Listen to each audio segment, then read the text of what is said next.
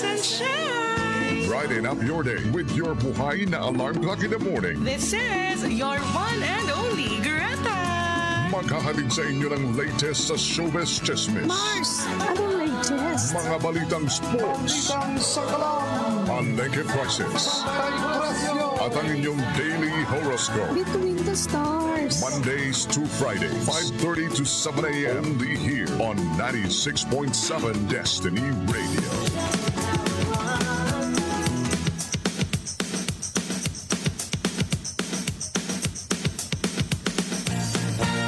DZDG 96.7.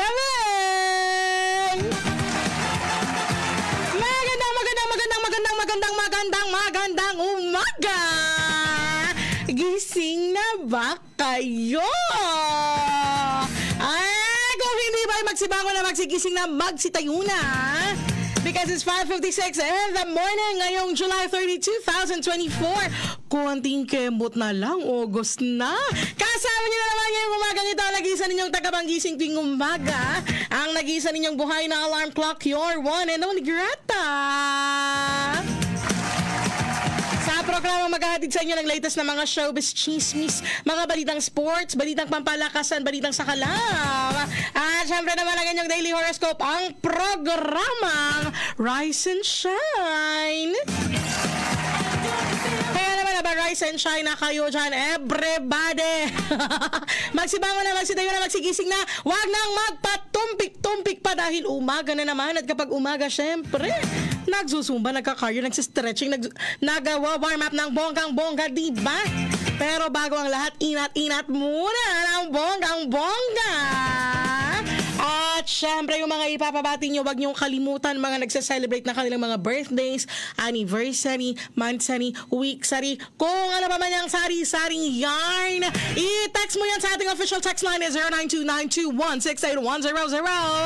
Again, that's 092921681000.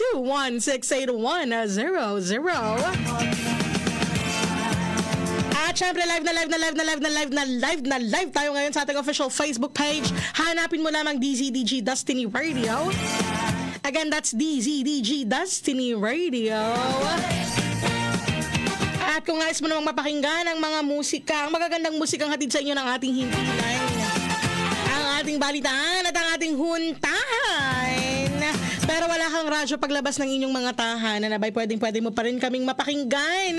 Just visit our website, that's www.dzdg967fm.com. Again, that's www.dzdg967fm.com.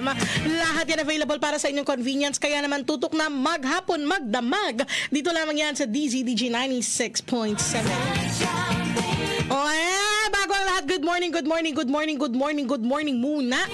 Second day na ng classes, no, sa mga nagtuloy ng kanilang mga klase kahapon. So, marami dito sa Quezon, marami dito sa atin ang talaga namang tuloy ang pasok. Kaya naman, good morning sa mga mommies natin dyan na sigurado akong panutnutan na sa mga oras na ito sa paggagayak ng kanilang mga anak at sa pagising ng mga bata. Magalit pa rin bang gisingin? Nako, second day pa lang kasi. Mga ilang araw pa gigising na yan ang kusa. So, good morning po kay Architect Cesar Hader. Nakikinig sa atin sa mga oras na to. Talaga namang habang nakikinig sa atin, habang nagkakape, habang nagpe-prepare going to work, nakatutok sa atin. Diba? Kaya naman, good morning, Architect Cesar. Good morning din dyan sa mga taga-Mogpog, Marinduque, lalong-lalo na kay Aaron Mangana. Sure ako nakatutok sa atin sa mga oras na to. Aaron, good morning. Binabati ko rin si Jano John II. At syempre si Tita Marilyn Aranilla, batiin na natin ng advance. Ayan, magandang umaga po sa inyo. At binabati ko rin ang mga kaguruan ng Kalumpang Elementary School. Ayan, si Ma'am Remedios kahapon nag-text sa akin. Kaso hindi ko agad nabasa habang tayo ay naka-live. So ngayon na lang tayo babawi. Ma'am Remedios, good morning. Binabati ko rin si Ma'am Estelita, Ma'am Rhea, Ma'am Vivian. Magandang umaga po, and ingat po kayo sa inyong pagpasok. Sa lahat ng kaguruan natin na talaga namang for sure ligo na at nagpa-prepare na papasok. Magandang umaga po sa inyo. Pero ano nga ba dapat talagang ginagawa habang nagpe-prepare ba? Syempre alam nyo na yan. Nagkakape dapat kayo ng ating paboritong Marcafe 5-in-1 plus 1 coffee. Diba? Kasi siguradong dahil nga pasukan na kung kayo ay mga mami, siguradong kailangan nyo ng full energy dahil ngayong maghapon maghahatid sundo sa anak, magpe-prepare ng lunch, magpe-prepare ng kung anik-anik. Kailangan ng maraming energy. Diba? Kaya naman, yan ang kapihin ninyo kung gusto nyo kayo ay alive, alert, awake, enthusiastic maghapon. Ang ating paboritong Marcafe 5-in-1 plus 1 coffee. Diba?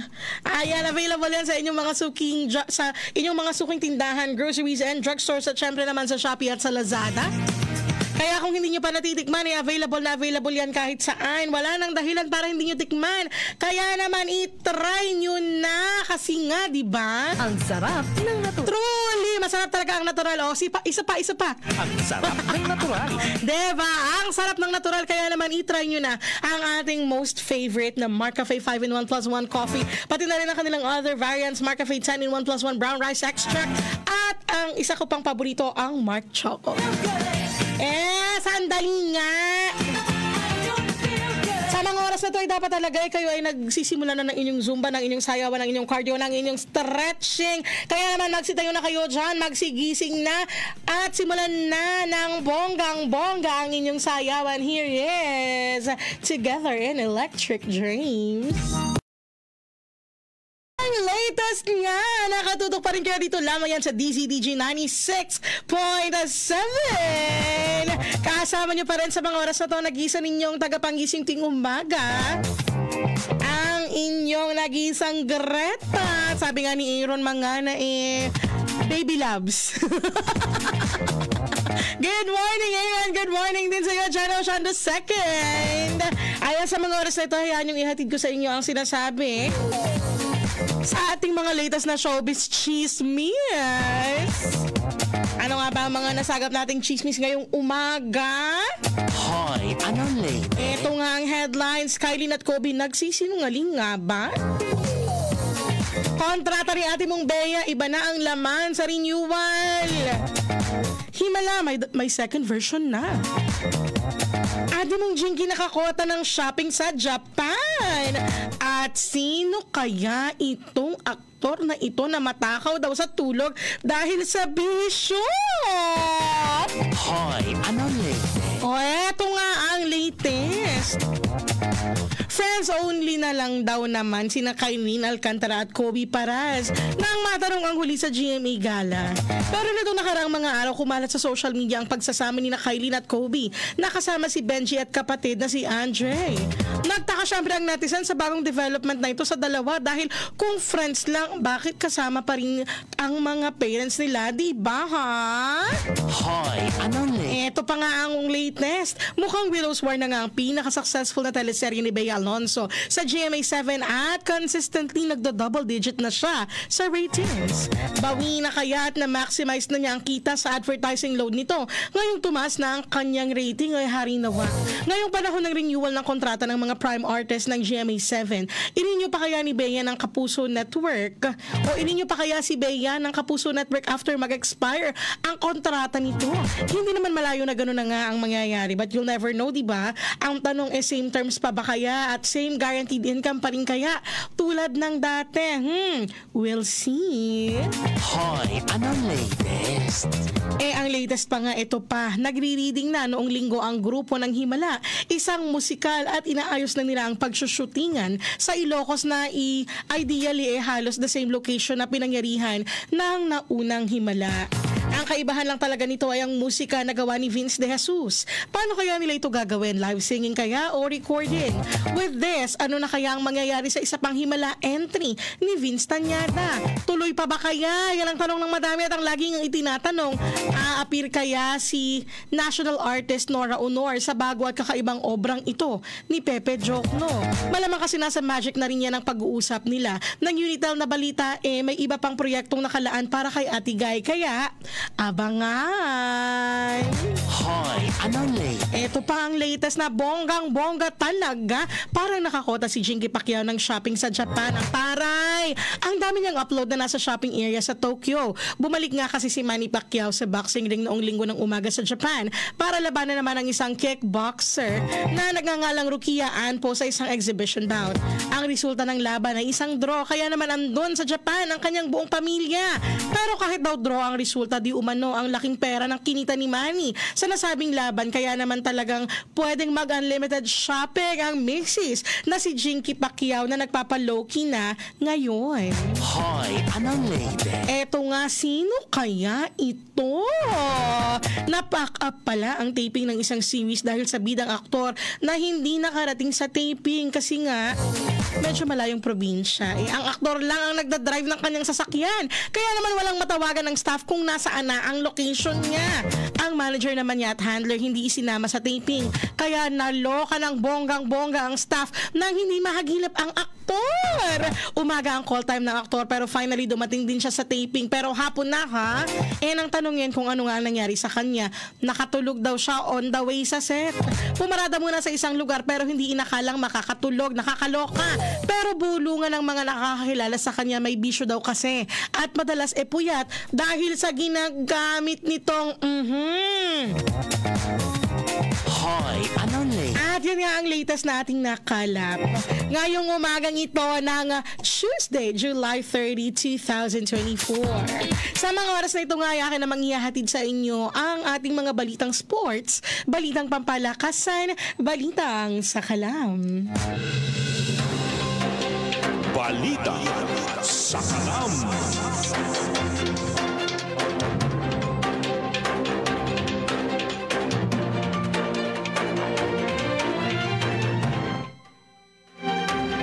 O para nga sa headlines ng ating mga balitang sports, balitang pampalakasan, balitang sakalam, Pacman may pro fight sa huling bahagi ng taon. Back-to-back wins asam ng Creamline at 3 pa nasibak sa Team of Philippines. Balita Sakalam. Sa ating namang detalye, muling masisilayan si People's Champ Manny Pacquiao sa totoong professional fight na posibleng maganap sa huling bahagi ng taon. Kinumpirma mismo ni Pacquiao na magbabalik ito sa pro boxing matapos ang exhibition match nito kay Japanese mixed martial arts Rukia Anpo na nauwi sa draw sa Saitama Super Arena sa Japan. Bigo nga ang Pinoy champion na mapatumba ang Japanese pug nang magdesisyon ang mga hurado na ipataw ang draw matapos ang 3 rounds ng bakbakan. Matinding bakbakan agad ang bumungad sa pagsisimula pa lamang ng laban, ngunit hindi napatumba ni Pacquiao si Anpo. Aminado naman si Pacquiao na wala ito sa kanyang 100%. Dismayado ang mga nanood sa punong-punong Saitama Arena.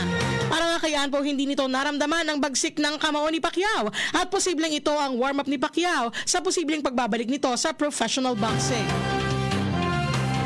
Nauna nang napaulat na pakay ni Pacquiao na maging challenger ni reigning World Boxing Council welterweight champion Mario Barrios.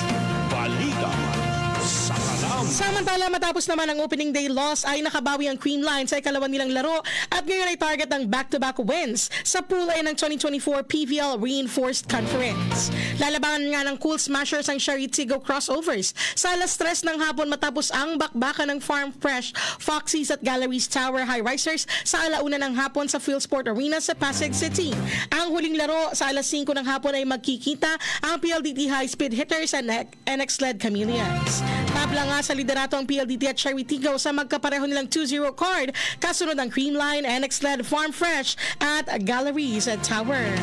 Balita Sakalam. Samantala, tuluyan namang nasibak ang 3 Pinay gymnast sa 2024 Paris Olympics Gymnastics Competition na ginanap sa Bercy Arena. Bigo nga sina Levi Ruvivar, Emma Malabuyo at Alea Finnegan na magpalipika sa kanyang events. Hindi naman nakapasok sa top 24 sa individual all-around ang 3, kung saan nagkasya sa ika-40 ang si Ruvivar na may 51.099 points habang 41 naman si Malabuyo na may katulad na 51.099 points.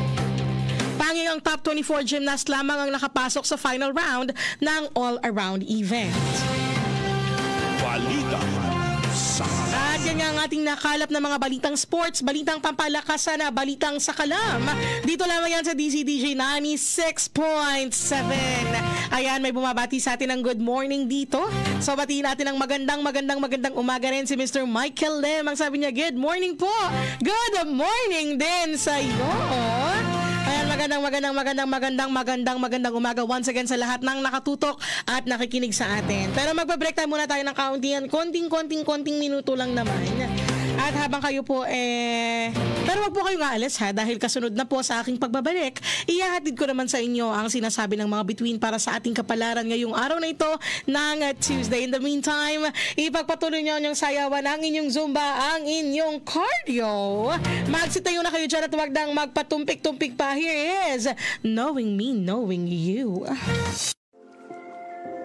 Kasama niyo pa rin nga ngayong umagang ito ang inyong nag-iisang tagapangising ting umaga, your one and only Grata. Dito lamang yan sa DZDG 96.7. Nakikinig pa rin kayo sa programang Rise and Shine. At syempre naman sa mga oras na to, ihahatid ko sa inyo ang sinasabi ng mga bituin para sa ating kapalaran ngayong araw na ito ng Tuesday. Pero bago ang lahat, syempre baka ito na nga ang kapalaran ninyo. Ang Jmar Marketing po ay naghahanap ngayon ng isang tao na maaari nilang pagkatiwalaan at maging parte ng kanilang promotional staff. Siyempre, kailangan mayroong promotional skills, kailangan honest, persistent, and diligent, at physically fit, at siyempre, willing to travel as needed. Diba? Kailangan marunong ka rin, kailangan din marunong ka in conducting promotional activities, including free taste and push selling. Kung ikaw ay merong ganong qualities, may ganitong qualities at sa palagay mo, ikaw na ang kanilang hinahanap, mag-send ka lamang ng resume ng iyong resume sa hrd.jmarerbsinc. Ulitin natin. That's hrd.jmarerbsinc@gmail.com. Again, that's hrd.jmarerbsinc@gmail.com, or pwede rin kayong mag-walk-in sa kanilang office at 219 ground floor Hinsdale Building, Merchant Street, Barangay 9, Lucena City. Again, that's 219 ground floor Hinsdale Building, Merchant Street, Barangay 9, Lucena City. Ayan, mag-send na ng resume at baka ito na ang kapalaran mo, hindi ba? At sa mga oras na ito nga, atin ang ihatid ang sinasabi ng mga bituin para sa ating kapalaran. Unahin na natin ang mga nagse-celebrate ng kanilang birthdays ngayong July 30, 2024. Huwag mong sayangin ang mga biyaya na bigay sa'yo ng langit. Hindi ka dapat matulad sa mga taong dahil sinwerte ay ayaw nang ituloy ang pagsisikap.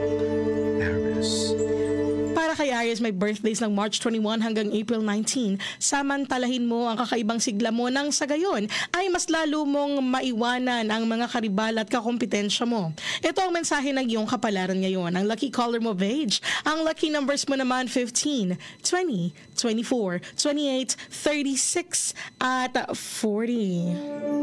Taurus. Kaya Taurus, lumalago ang mga halaman dahil nadidiligan ng ulan. Lalago rin ang iyong pagkakakitaan kung ito ay didiligan mo ng pagsisikap. Ang lucky color mo, blue, at ang lucky numbers mo naman, 11, 18, 25, 26, 33, at 39. Gemini. Kaya Gemini, may birthdays ng May 21 hanggang June 20. Bumabaha sa isang lugar kapag matagal na pabayaan ang mga kanal at daluyan ng tubig.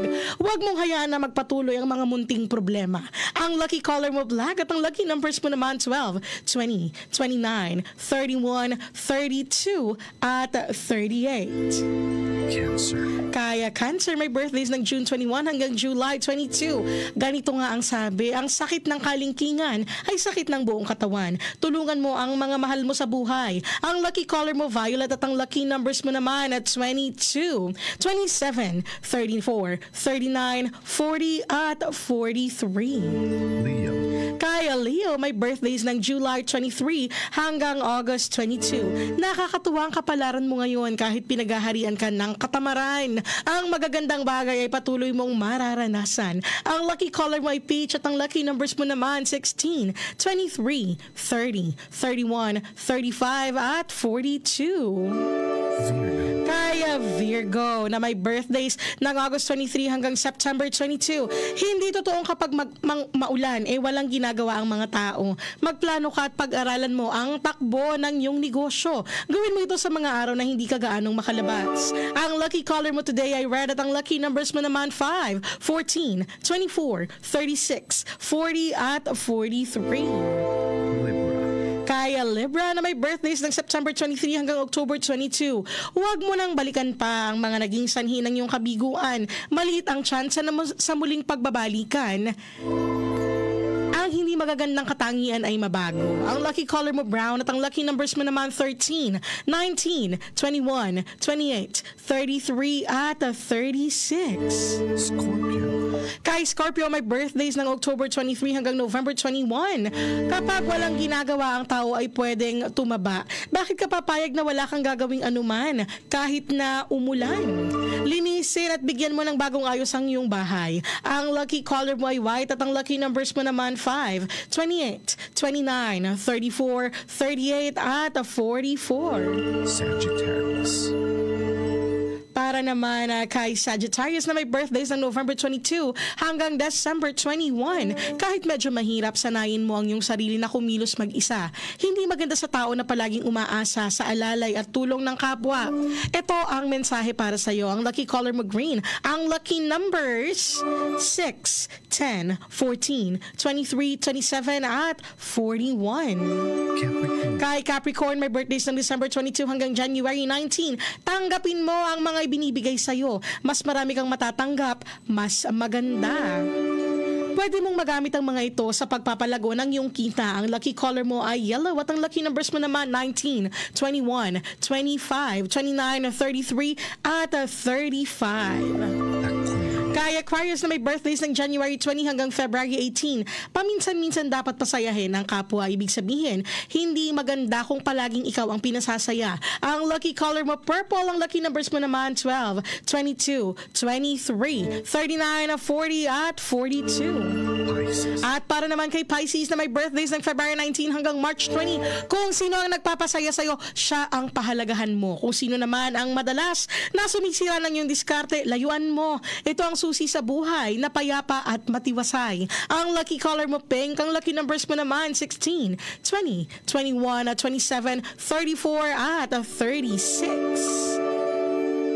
At yan nga po ang sinasabi ng mga bituin para sa ating kapalaran ngayong araw na ito ng Tuesday, July 30, 2024. Pero lagi nga po nating paalala ang mga ito gawin lamang at tayo pa rin ang bahalang gumugol ng ating maghapon upang ito ay maging masaya, positibo at produktibo. Ayan, it's already 6:56 in the morning. Wala na naman tayong oras. Kailangan na naman nating pansamantalang maghiwa-hiwalay. Pero wag po kayong aalis dahil kasunod na ang programa na maghahatid sa inyo ng latest and accurate news and current events. Mula pa rin sa newsroom ng DZDG 96.7, ang programang Romy and Ben at your service. This has been again your one and only Greta para sa programang Rise and Shine. And I will see you again tomorrow, same time, same voice, same frequency, only here on DZDG 96.7. In the meantime, ipagpatuloy nyo ang inyong sayawan, ang inyong zumba, ang inyong cardio. Magsitayo na kayo dyan at eto na, sayawan na. Here is Shalala.